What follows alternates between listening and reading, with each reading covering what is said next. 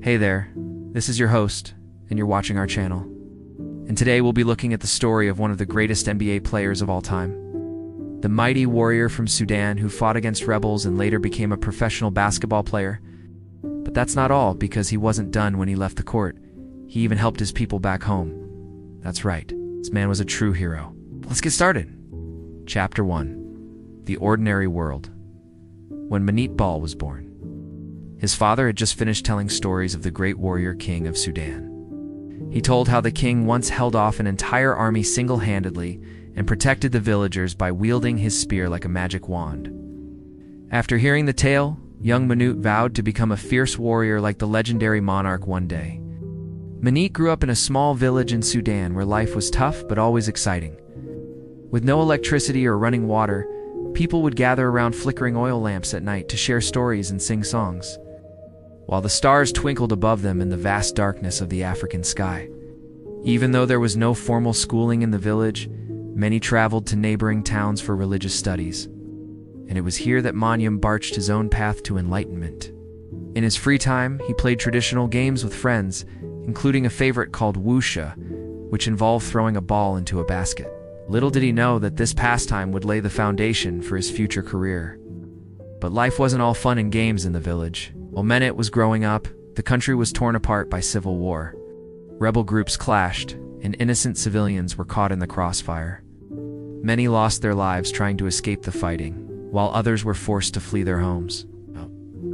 It was a heartbreaking sight that stayed with Manute for years to come. It seemed like the only way out of the village was through marriage. And so, when Manute turned 18, he was arranged to wed a local girl, though he felt he wasn't ready for such a big step. He knew it was necessary if he wanted to leave his childhood behind and become an adult in the eyes of his community. Soon after, he had 2 children of his own, a boy and a girl, whom he named Michael Jordan and Pamela, after American celebrities he admired. But with 2 kids and a wife to take care of, money was tight and food was scarce. He had to make sure they were fed and clothed properly, while also finding ways to support himself financially. Luckily, one day he found an opportunity that changed everything. Chapter 2. The Adventure. A group of Americans arrived in Sudan looking for talented athletes to bring back to the States. When they heard about the amazing stories of the local hero who could jump over huts with ease and shoot a ball into a basket without even looking, they were intrigued. They challenged him to a game, but it soon became clear that they weren't worthy opponents. He effortlessly dunked on them again and again, until finally someone took notice. They offered him a chance to join their team and compete in the NBA, which made his heart skip a beat. Could this be the adventure he'd been waiting for? But before he could accept, he had to consider his family. How would they cope without him? He thought long and hard about it, weighing the risks against the rewards. Finally, he decided to take the leap of faith and go for it. With a mix of excitement and trepidation, he said goodbye to his loved ones and boarded the plane to America. When he arrived, it was love at first sight. The skyscrapers, fancy cars, and bustling crowds of New York City amazed him. But beneath the glitz and glamour, he soon realized that life in the Big Apple wasn't all sunshine and rainbows. Away from the comforts of home, he experienced culture shock, language barriers, and homesickness all at once. To make matters worse, he didn't know any of his teammates, coaches, or even fans. Everything was new and strange, and it seemed like nobody understood him or wanted to listen to what he had to say. Plus, he missed his wife and kids terribly. Just when he thought things couldn't get any worse, injuries started piling up. During a practice session, he strained his knee ligaments and had to take some time off to recover. Then, just as he was getting back into the swing of things, he tore a ligament in his other knee. The setbacks left him feeling discouraged and questioning whether or not he'd ever be able to make it in the NBA. He felt like an outsider looking in, desperate for a way to prove himself, but unsure how. All he could do was keep trying to push through the pain and hope for the best. Chapter 3. The Trials. People often think of the NBA as a glamorous playground for millionaires. The truth is much more complex than that. There are highs and lows, triumphs and defeats, victories and losses. And sometimes the toughest battles are fought off the court rather than on it. For example, in 1994, a fight broke out between several players during a match between the Orlando Magic and the Denver Nuggets. Tensions were high and tempers flared as the two teams clashed in an intense battle. One moment, there was a scuffle under the basket. Next, chaos erupted and punches were thrown. Even though Manute tried his best to stay out of the brawl, he accidentally shoved another player and was penalized with a technical foul. But being in the wrong place at the wrong time was just the beginning of his troubles. As the season wore on, rumors began circulating about his commitment to the team. Some said he wasn't putting in enough effort or playing with the same intensity as before. Others claimed he was deliberately throwing away games. Whatever the real reason, these whispers quickly grew into a full-blown media frenzy. Fans, coaches, and management alike started second-guessing him. And soon he found himself benched, more often than not. Despite the constant criticism, he never gave up hope. He knew he could turn things around if he just kept working hard and staying focused. But then, tragedy struck. In 1995, his younger brother tragically passed away.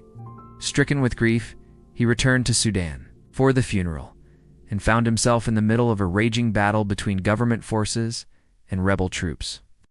Bullets whizzed past him, and explosions rocked the ground beneath his feet as both sides fought fiercely to gain the upper hand. Terrified for his own safety, he knew he had to get out of there fast. He fled to a nearby village, hoping to find shelter and solace among its people. But when he arrived, what he saw broke his heart. Homes were burnt and destroyed, corpses lay strewn across the ground, and terrified villagers cowered in fear. It was a scene of unimaginable devastation and loss. Realizing that he couldn't stay there either, he continued on, eventually reaching a refugee camp where thousands had sought refuge from the violence. Among them were women, children, and elderly people who had lost everything. Witnessing their plight firsthand shook him to his core and inspired him to take action. With newfound determination, he returned to the United States and began using his platform and influence to raise awareness of the conflict in Sudan. He spoke out against the atrocities being committed and called for peace and justice for those suffering. His efforts didn't go unnoticed. He was awarded the J. Walter Kennedy Citizenship Award for his outstanding contributions to the betterment of society. Finally, he felt like he was making a difference in the world and giving back in a meaningful way. But he knew there was still more work to be done. He continued to use his voice and resources to help those less fortunate, never forgetting the faces of the innocent people caught in the crossfire. Chapter 4: The Legacy. Despite facing numerous obstacles and personal tragedies, Manute Bol remained resilient. He never forgot where he came from or the hardships his people endured. In fact, he was determined to make a positive impact on the world. As he played basketball, he also used his earnings to help those in need. He donated most of his NBA salary to provide food, medicine, and education for children in war-torn areas of Sudan. Additionally, he worked tirelessly to promote peace and reconciliation between warring factions, believing that dialogue and understanding were essential to ending the cycle of violence. Unfortunately, Manute Bol's time in the NBA was cut short due to injuries. He was forced to retire in 2001, but his legacy lived on. His humanitarian work continued long after he left the court, inspiring others to follow in his footsteps and make a difference in the world. He continued to use his platform to raise awareness about the ongoing conflict in Sudan and advocate for peace and justice. Moreover, he mentored and supported young athletes from Africa, helping them pursue their dreams and achieve success while also giving back to their communities. Sadly, Manute Bol passed away in 2010 from complications related to malaria. But his memory lives on through the countless lives he touched and the positive impact he had on the world. He may be gone, but his story serves as an inspiration to us all to strive for greatness. Never give up in the face of adversity, and always remember to give back. Thanks for watching. We hope you enjoyed the story of Manute Bol, a true hero who used his platform to make a difference in the world. If you liked this video, please hit the thumbs up button below to show your support. Don't forget to subscribe and share our videos with your friends. We have many more amazing stories to tell.